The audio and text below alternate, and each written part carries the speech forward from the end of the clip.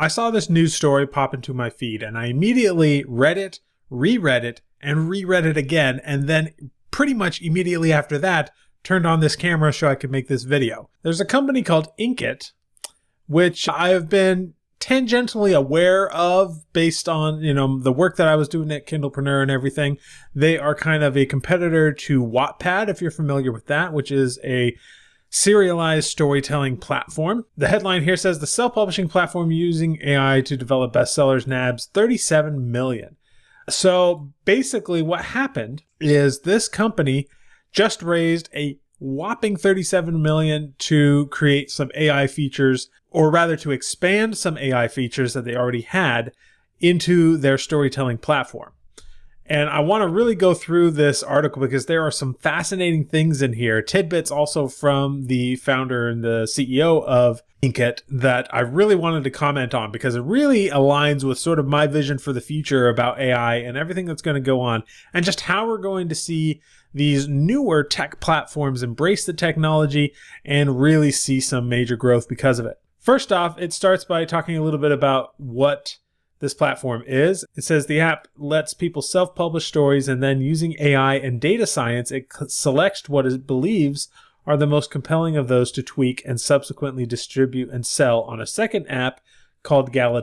Now, I went through and found Inkit. It's here. You can go look it through. It seems to be mostly tailored for romance, but there's definitely a lot here that isn't romance as well. I was digging into it. But there's definitely a lot of romance and erotica and stuff like that that goes on here. Certainly not the only thing it's known for, but that also makes sense. Most of platforms like this skew heavily on romance, but that's not really important. They have here a second app called Galatea, and this is basically the reader-facing app where the reader selects their, they come here to sign up for the app, and it delivers serialized storytelling in various different ways. Kind of a cool little platform if you're into micro reading experiences like this. So something I would check out if you're interested in that, especially if you're interested in romance. But it's an interesting platform. You can come here and just write a story, no matter how you want to do it. You can use AI. You don't have to use AI.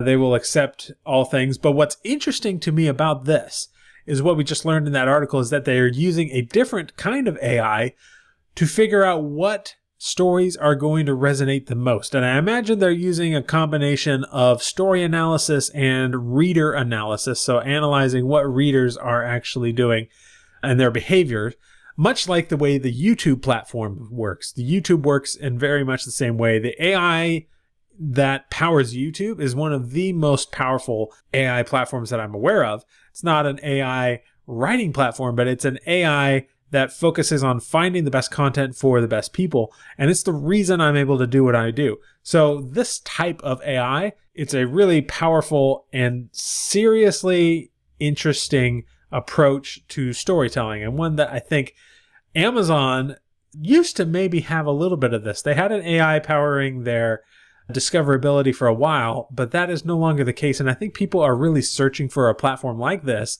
that has more AI powered discoverability built into it. So I thought that was the first thing that really stuck out at me. And it's clearly working for them because it says they've attracted 33 million users and dozens of bestsellers, according to the company. And in this new funding with Series C, it managed to raise $37 million.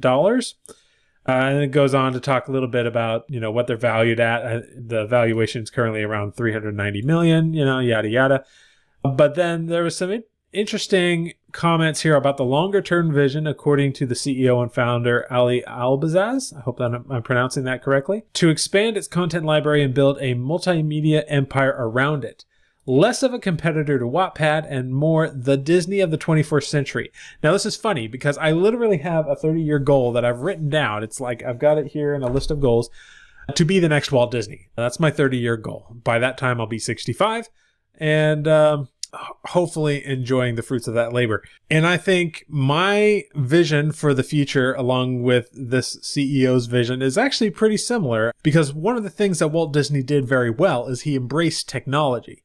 Animation, of course, is the obvious one, but he also embraced television where the rest of the film industry was not embracing television.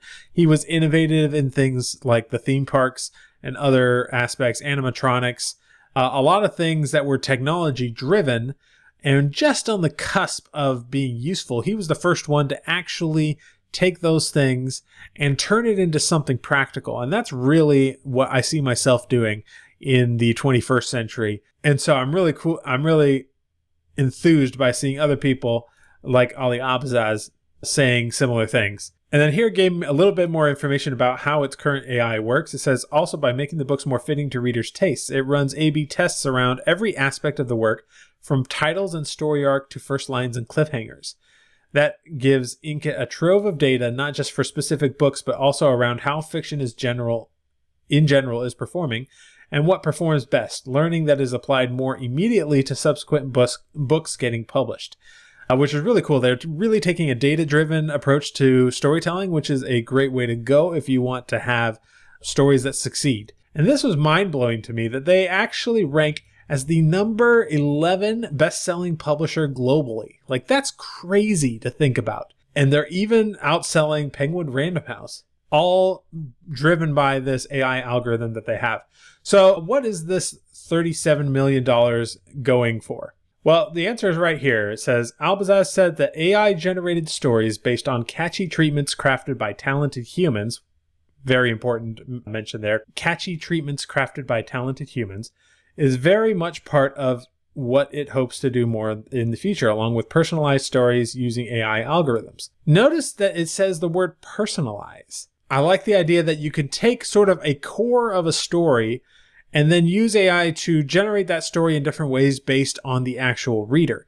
Now, this does go a little bit into what I consider like scary territory, where all of the content might be offered up by an algorithm and completely shutting out the human altogether. I don't think that we're really going to get to that stage, but this is pretty close. And then I was really impressed to see their thoughts on various models. So in this paragraph, it says, to see out this vision, the company has been experimenting with a number of LLMs, including APIs from OpenAI, Anthropic, and Mistral AI, which, this is also interesting, the startup's current favorite for shorter passages for narrative construction, building its own customizations around them. So if you want shorter passages, I guess Mistral AI is a really good one. Every book then gets automatically published in 10 languages, which they use DeepL to do that, and it uses 11 Labs for text-to-speech voice generator for audiobooks, and Leonardo for cover art, switching from Midjourney, which is interesting. Then in the interview with the CEO, he said, these LLMs write very bad to average content, which I gotta agree with.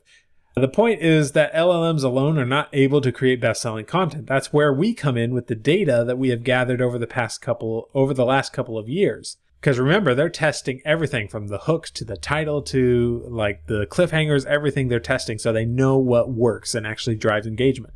I would be absolutely fascinated to get a look at that data, or if like this guy wrote a book and just said, here's what converts best. Like, I would eat that up. Absolutely. So I will go ahead and link this article below this video, but I'm curious what your thoughts are. Like, is this interesting? Like, I genuinely think that personalized storytelling platforms like this, they're not necessarily the future, but they are one of many options for storytelling that didn't exist before. This ability to create something that is tailor-made for a specific person, as opposed to something that's just created by the user themselves.